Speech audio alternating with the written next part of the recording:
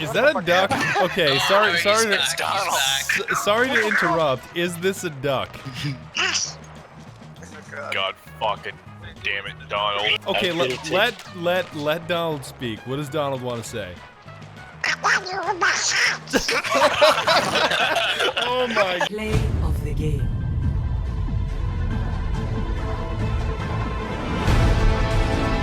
I've got you in my sights.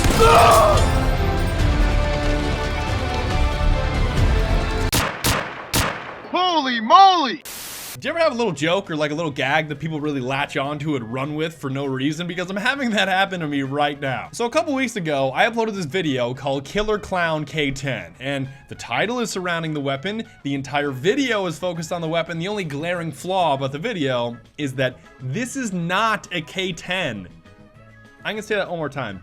This is not a K10. This is a 1918 Automatico. It's not even close. I just called it the K10 in the video because it reminded me of the K10 from Battlefield Hardline that had such a jacked rate of fire that could basically cut people in half. And I thought it was harmless. I just didn't mention it in the video. But I think a lot of you can understand how silly that is. Like me making an entire video dedicated to the 1918, yet I call it a K10. It's almost like me making a video about oranges and I'm showing you an apple the entire time. Or me making a video about, hey, do you want to see my stuffed dolphins? And then I point to him the entire time. Now, I thought the joke would just be contained in my comment section in my Discord, but then all of a sudden, I see that Jack uploads a video where he references it like he calls it out loud, the K10. He puts it as K10 in his description and his tags. It's like, damn it, what have I done now? Now people are calling it the K10 in-game, and it's just stupid. It's just stupid. So allow me to apologize for any kind of confusion that I may have caused. I'm sorry if this is a little bit late, but just know that sometimes it's just a joke. Sometimes it's just so terrible, like it's so completely unfunny that it doesn't seem like a joke, but it's kind of a joke. Like,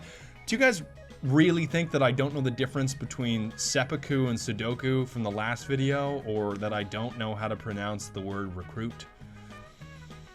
My content's pretty terrible, but at least it's not BuzzFeed, which is a failing pile of garbage. Another theme that I tend to see on YouTube and in-game is the relentless thirst to always be on top of the scoreboard, which I'm definitely not criticizing, but I do think that people make it much more difficult than it needs to be, because at this point in the game, I can sum it up with 3 bullet points. Number 1 would be to whore out behemoths and vehicles, and if you don't believe me, I recommend you watch my Dreadnought video or take a stroll in a light tank. Those things are not only sturdy killing machines, but more importantly, they are self-sustaining killing machines, because they can repair themselves. So if you can't boost your stats in one of these things, you're either blind or playing with your mouse inverted.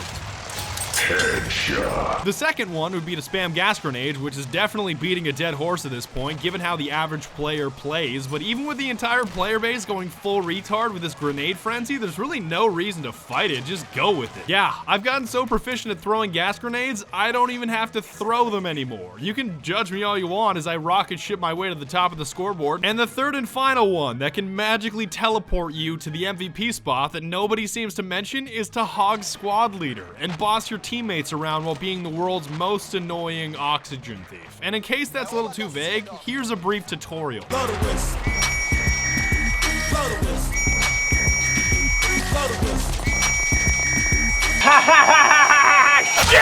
Now on the opposite side of the coin, if you're actively looking to not be at the top of the scoreboard, I have a tutorial for that too, and it's called Play the Medic class. And what I constantly hear from Battlefield 1 players is that there aren't enough medics and nobody ever revives. You guys have fun.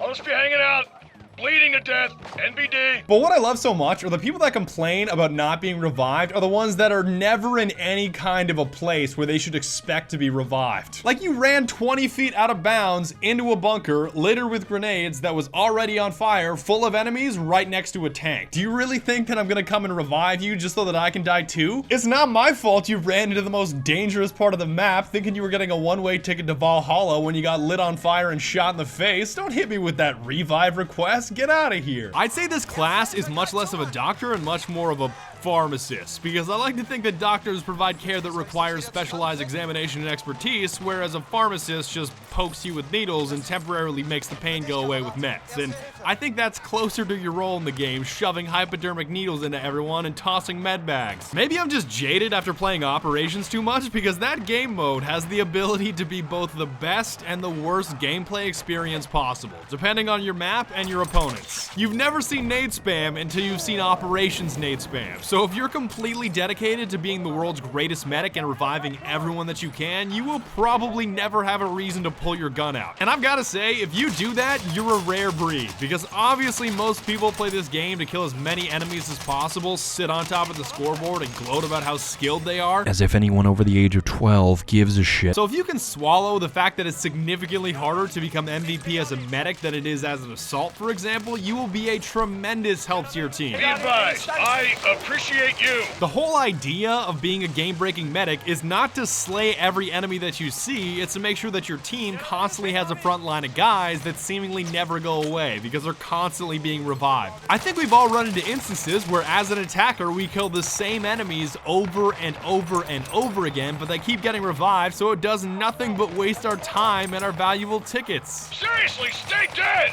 This is weird. I even love how the game only gives you 50 points for reviving a teammate, but it gives you 100 points for reviving a squad mate. Sometimes I'll step on a teammate to go revive a squad mate while that blue-looking comrade looks up at me like, "Why did you do this? Why didn't you revive me?" Fuck you, man. This green guy's paying me more. And I'm just gonna come out and say it, I hate the medic weapons. I am definitely not a fan. Now this is not me calling the medic weapons bad, I'm just confessing that I'm horrible with them. Because in general, they excel at medium range, and I rarely ever engage people at medium range. I'll definitely say that the sweeper's pretty neato, and I'm strongly biased in saying that because I own flashy skins for it, but all the other medic weapons, I just don't get the appeal. The Mondragon or Mondragon, the 1906, I'm just not understanding why people praise these things so much, and if I'm being honest with you, my favorite medic weapon has to be the AA gun. Yeah, the AA gun that hand feeds me pentakills with little to no effort and minimal risk of death. That's definitely my favorite.